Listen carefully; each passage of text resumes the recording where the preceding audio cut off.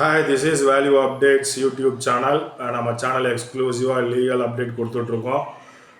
நம்ம சேனலை வந்து ஃபாலோ பண்ணுங்கள், நம்ம சேனலை வந்து சப்ஸ்கிரைப் பண்ணுங்கள், மறந்துடாதீங்க பெல் பட்டனை ப்ரெஸ் பண்ணுறதுக்கு. உடனுக்குடன் நம்ம போடுற வீடியோஸ் வந்து அப்போ தான் உங்களுக்கு வந்து உங்கள் மொபைலுக்கு ரீச் ஆகும். சப்ஸ்கிரைப் பண்ணியிருந்தீங்க அப்படின்னா சோசியல் மீடியாஸ், வாட்ஸ்அப் குரூப்ஸ் எல்லாத்துலேயும் வந்து நீங்கள் அனுப்புறது மூலமாக மக்கள் சட்டம் அறிந்து கொள்வார்கள். மற்றும் பார்த்தீங்கன்னா ஃபுல் வீடியோ பாருங்கள், அப்போ தான் நம்ம என்ன சட்டம் சொல்கிறோம் அப்படிங்கிறது உங்களுக்கு முழுமையாக வந்து புரிய வரும். இன்றைக்கி என்ன பார்க்க போகிறோம் அப்படின்னா ரொம்ப ஹாட் டாபிக், அதாவது மிகவும் வருந்தக்கூடிய ஒரு விஷயம். அதாவது தாவேகா பரப்புரை, அதாவது விஜய் வந்து தன்னுடைய கட்சி பணிகளுக்காக வந்து மக்களை நேரில் வந்து சந்தித்து பேசி கொண்டிருக்கிறார். ஒவ்வொரு ஊராக போய் அங்கு வந்து கரூரில் வந்து பரப்புரை நடந்தது, ரீசண்டாக நடந்தது. அதில் வந்து 41 பேர் வந்து ஸ்டாம்பட், அதாவது நெருக்கடியில் வந்து சிக்கி இறந்து விட்டார்கள். பெண்கள், குழந்தைகள், மிக 2 வயது குழந்தைகள் கூட இறந்துருக்காங்க. இது ரொம்பவும் வருந்தக்கூடிய ஒரு விஷயம். இதற்கு வந்து தாவேகா கட்சி காரணமா இல்லைன்னா பார்த்திங்கன்னா அரசாங்கம் காரணமா அப்படிங்கிறது தான் வந்து பெரிய டாப்பிக்காகவே இருக்குது. முதல்ல வந்து மக்கள் வந்து தவறாக இந்த மாதிரியான ஒரு மோகத்திற்கு அடிமையாக வந்து போய் வந்து இந்த கூட்டத்தில் நிற்பது தான் முதல் காரணம். மக்களுடைய பொறுப்பு தான் வந்து மிகமாக வந்து பார்க்கப்படுகிறது. மக்கள் பொறுப்பாக இருந்திருக்க வேண்டும். ஃபேமிலியாக போகிறாங்க, குழந்தைகளை தூக்கிட்டு போகிறது, இதெல்லாம் ரொம்ப தவறான விஷயம் அப்படிங்கிறத நம்ம தெரிஞ்சுக்கிறோம். இதில் வந்து நம்ம சட்டம் பார்க்க போகிறோம். என்ன சட்டத்தின் கீழ் வந்து எஃப்ஐஆர் வந்து பதிவு பண்ணப்பட்டிருக்கிறது தாவேகா நிர்வாகிகள் மீது அப்படிங்கிறதையும் பார்க்க போகிறோம். நம்ம இதில் கொஞ்சம் வந்து நம்ம எக்ஸ்ட்ராவாக வந்து சில விஷயங்களையும் நம்ம வந்து பேச போகிறோம். என்ன வழக்கில் கீழே வந்து போடப்பட்டிருக்கு அப்படின்னு பார்க்கும் பொழுது, அதாவது பிஎன்எஸ் சட்டம் 2023 பிரிவு 105 வந்து செக்ஷனில் எஃப்ஐஆர் போட்டிருக்காங்க. அது 105 வந்து என்னன்னு பார்த்தீங்கன்னா, கொலைக்கு சம்மல்லாத குற்றமற்ற கொலைக்கான தண்டனை, அதாவது கொலை தான் ஆனால் கொலை கிடையாது, அதுக்கு வந்து கல்பபுள் ஹோமிசைடுன்னு சொல்லுவாங்க, அதுதான் வந்து அர்த்தம். பிஎன்எஸ் பிரிவு 110 இந்த சட்டம் செக்ஷன் என்ன பார்த்தீங்கன்னா, குற்றமற்ற கொலை செய்ய முயற்சி என்ன, இது ஒரு பிரிவில் போட்டிருக்காங்க. பிஎன்எஸ் பிரிவு 125 மனித உயிருக்கு ஆபத்தை ஏற்படுத்தும் அவசர அலட்சிய செயல்களுக்கு உண்டான தண்டனை, இந்த பிரிவையும் வந்து எஃப்ஐஆரில் சேர்த்துருக்காங்க. பிஎன்எஸ் பிரிவு 223 பொது அதிகாரியின் உத்தரவுக்கு கீழ்ப்படியாமல் குற்றமாக்கப்படுகிறது அப்படிங்கிற ஒரு பிரிவு.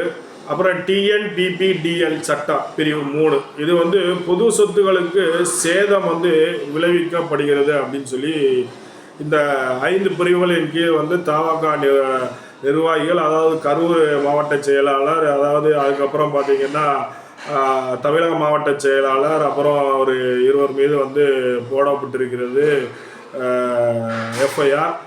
கைது செய்யப்படவில்லை. இது வந்து காக்னிசபிள் அஃபென்ஸாகவும் இருக்குது, ஜாமீனில் வர முடியாத ஒரு அஃபென்ஸு, இதுவரை கைது செய்யப்படவில்லை அப்படிங்கிறதும் ஒரு விஷயம். அதாவது கரூரில் வந்து விஜய் பிரச்சாரத்தில் வந்து 41 பேர் பலி. தாவேகா பொதுச் செயலாளர் வந்து கைது செய்யப்படுவார்னு வந்து எதிர்பார்க்கப்படுது அப்படின்னு வந்து பேசப்படுது. எஃப்ஐஆர் போடப்பட்டிருக்கார்கள்.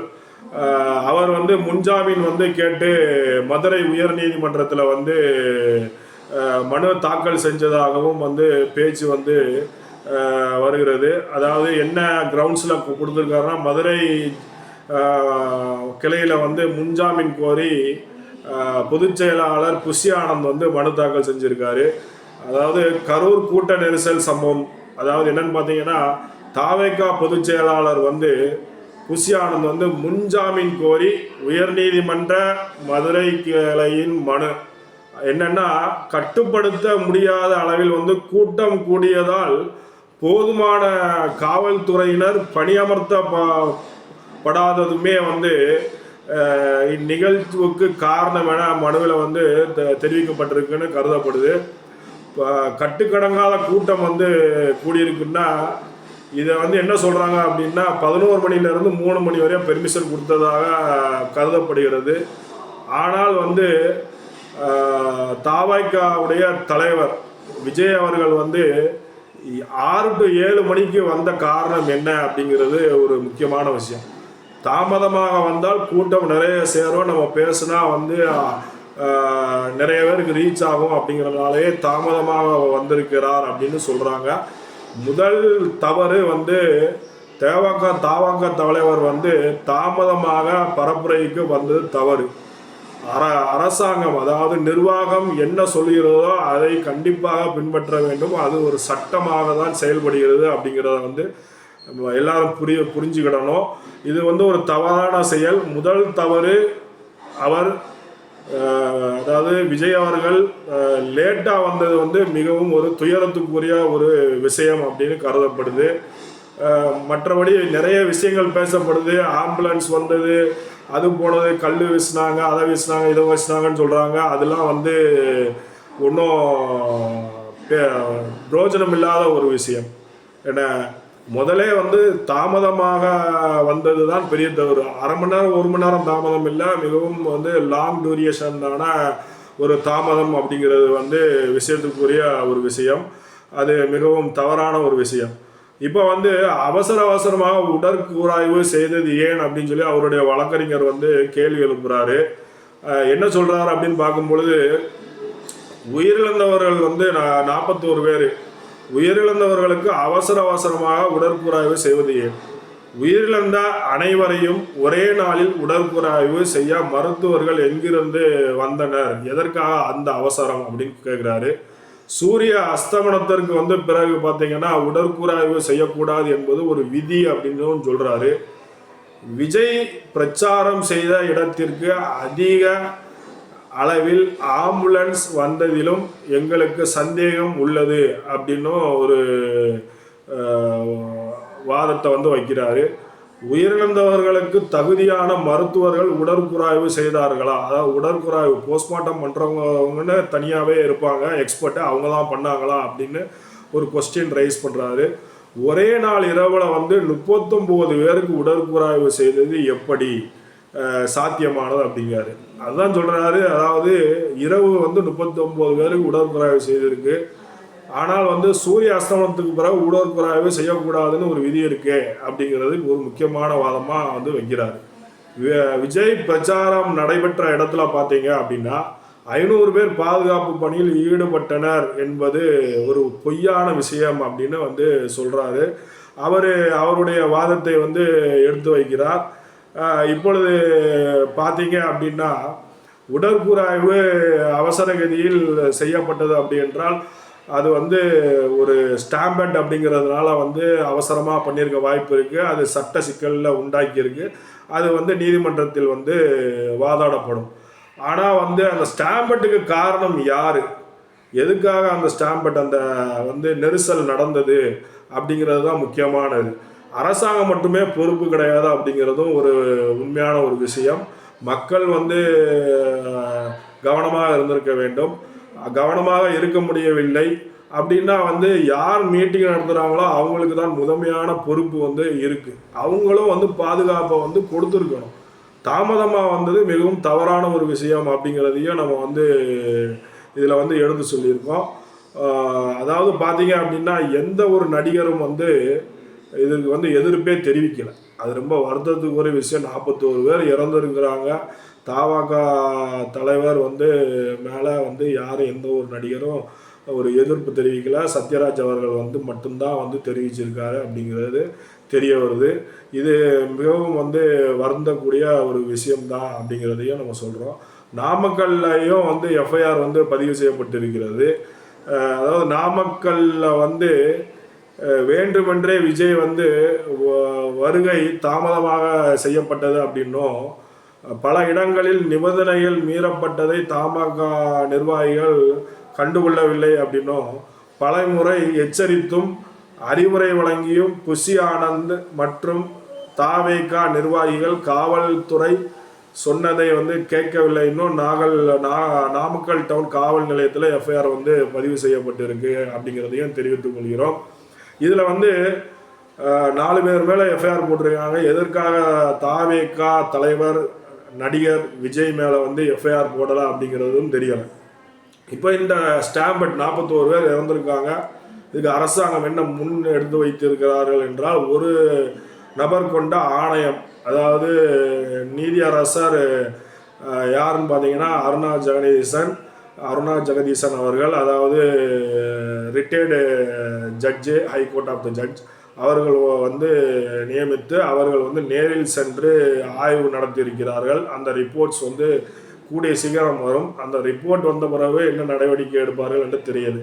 ஆனால் இந்த பொதுச் செயலாளர் புஷி ஆனந்த் மேலே வந்து எஃப்ஐஆர் போட்டிருக்காங்க, கரூர் மாவட்ட செயலாளர் மேலே எஃப்ஐஆர் போட்டிருக்காங்க, அங்கே உள்ள கரூர் லோக்கலில் இருக்கிற நிர்வாகிகள் எஃப்ஐஆர் போட்டிருக்காங்க. எதற்காக தாவேகா தலைவர் விஜய் மீது எஃப்ஐஆர் போடலாம் அப்படிங்கிறது ஒரு கேள்வி தான். என்னன்னு பார்த்தீங்கன்னா, அவர் தான் இது முழு ஒரு காரணமாக வந்து கருத முடியும். அவரை பார்க்க தான் கூட்டம் வந்து சேர்ந்தது. அதன் மூலமாகத்தான் வந்து நெருக்கடி ஏற்பட்டது, தாமதம் மூலமாக நெருக்கடி ஏற்பட்டது. நெருக்கடி ஏற்பட்டு 41 பேர் இறந்தார்கள். ஆனால் பலர் பல விஷயங்களை சொல்கிறார்கள். அது என்ன என்பது ஆணையமும் வந்து போலீஸாரும் அரசாங்கமும் நீதிமன்றம் தான் வந்து அதை வந்து முடிவு செய்யும். யார் செய்தார்கள், என்ன நடந்தது அப்படிங்கிறத வந்து சொல்லுவாங்க அப்படின்னு நம்ம வந்து ஒரு முடிவுக்கு வந்து வரோம் அப்படிங்கிறத வந்து நம்ம சொல்லிக்கிறோம். இப்போ வந்து இதில் என்ன வழக்கு, என்ன செக்ஷனில் போட்டிருக்காங்க அப்படிங்கிறத வந்து நம்ம பார்க்க போகிறோம்.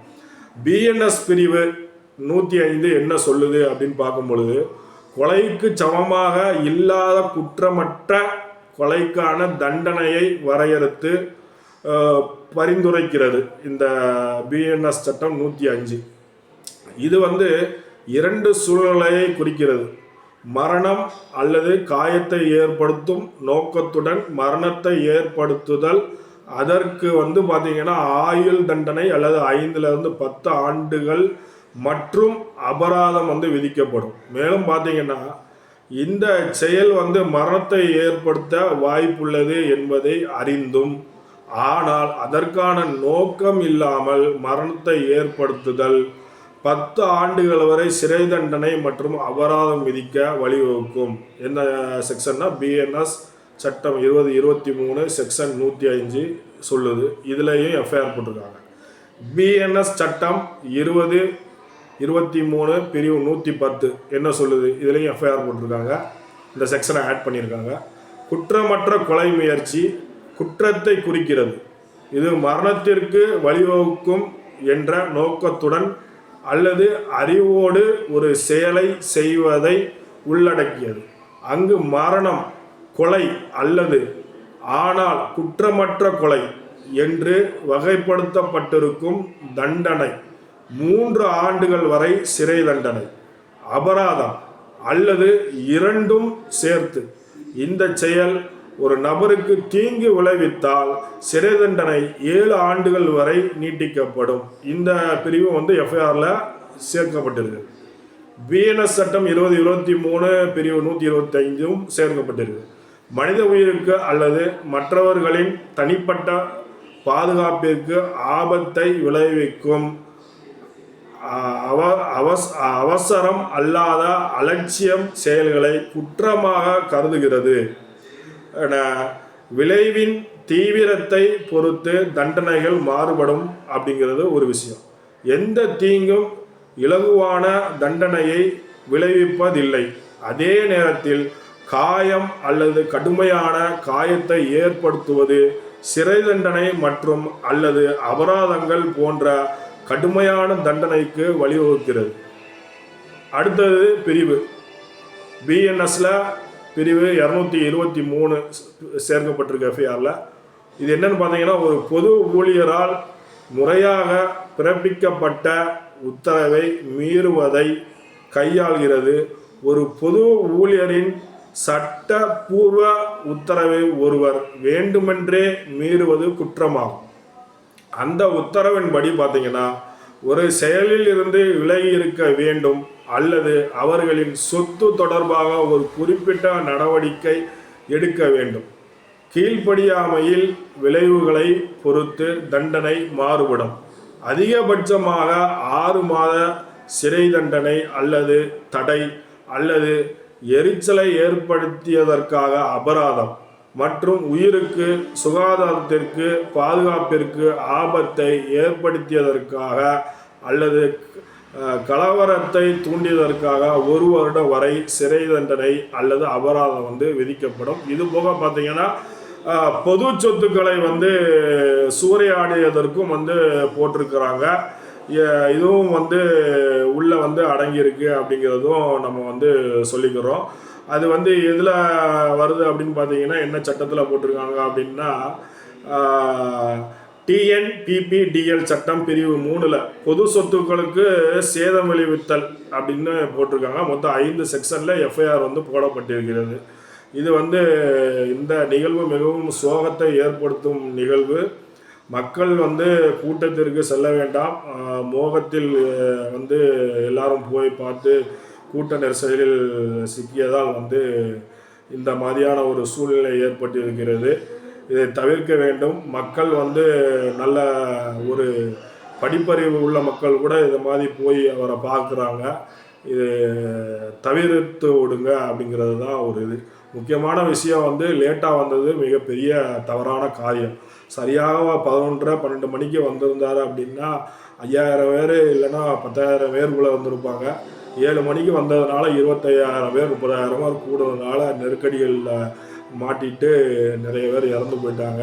இது ரொம்ப வருந்தக்கூடிய ஒரு விஷயம். இப்போ நம்ம என்னென்ன செக்ஷனில் பதிவு பண்ணியிருக்காங்கன்னு பார்த்தோம். இதெல்லாம் பதிவு பண்ணியிருக்காங்க. இனிமேல் சட்ட நடவடிக்கைகள் எப்படி இருக்குன்னு பார்க்கலாம். நீதிமன்றம் இது என்ன செய்ய போகிறாங்க, நிர்வாகம் என்ன செய்ய போகுது அப்படிங்கிறது பொறுத்து தான் அடுத்த ஃபர்தர் டெவலப்மெண்ட் சட்டம் என்ன பேச போகிறது அப்படிங்கிறது தெரியும். நம்மளுடைய கருத்து ஒரு வழக்கறிஞராக எந்த நேரத்திலையும் அரசியல் கட்சிகள் பரப்புரையை மேற்கொள்வதை தடுக்க வேண்டும் நீதிமன்றம் அப்படிங்கிறதும், எலெக்ஷன் கமிஷன் எலெக்ஷன் வரும்பொழுது எலெக்ஷன் கமிஷன் கட்டுப்பாட்டுக்கு வந்த பிறகு மட்டுமே பரப்புரைக்கு அனுமதி கொடுக்க வேண்டும் அப்படிங்கிறது தான் வழக்கறிஞரான நான், உயர்நீதிமன்ற வழக்கறிஞரான நான் பரிந்துரைக்கிறேன் அப்படிங்கிறத சொல்லி நான் முடித்துக்கிறேன். நம்மளுடைய சேனலை சப்ஸ்கிரைப் பண்ணுங்கள். மறந்துடாதீங்க. பெல் பட்டனை ப்ரெஸ் பண்ணதற்கு மிக்க நன்றி. வணக்கம்.